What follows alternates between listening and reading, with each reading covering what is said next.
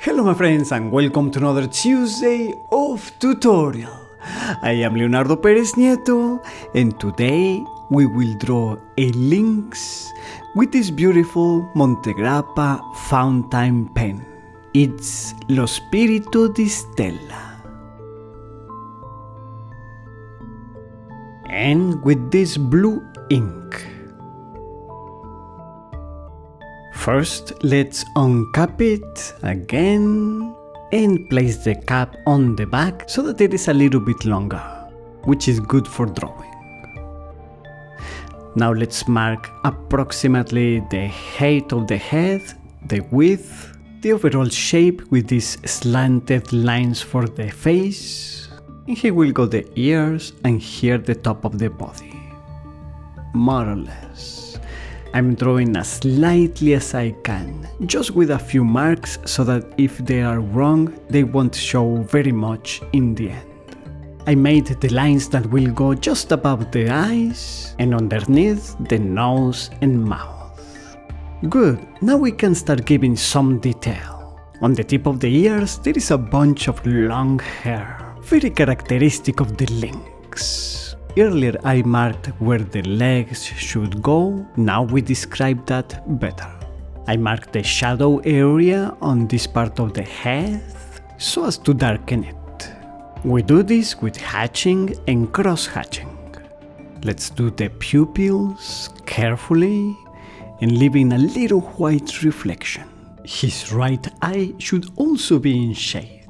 On the head they have very short hairs, so we do them with tiny lines. The areas of light, we leave them practically blank for now.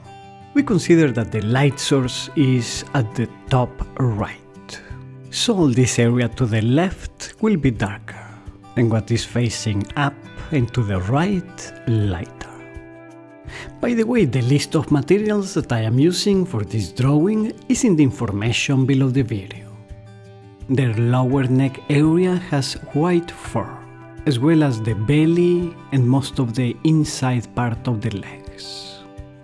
There are different species of LYNX, of which one is the Bobcat.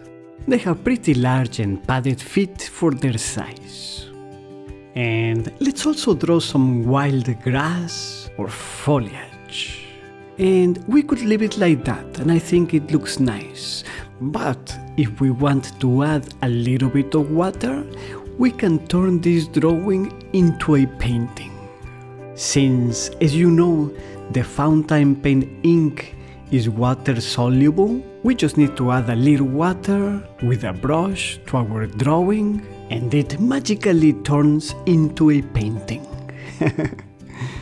It looks like a watercolor painting. And once that is done, we can come back with the pen to reinforce and to add more detail, like the dots that the cat has on the fur. The last touches, and it's ready. Please let me know what do you think. And if you enjoyed it, give it a like, subscribe to find our tips if you haven't done so already, click on the little bell to get notifications of new videos, and I will see you with more art on Tuesday.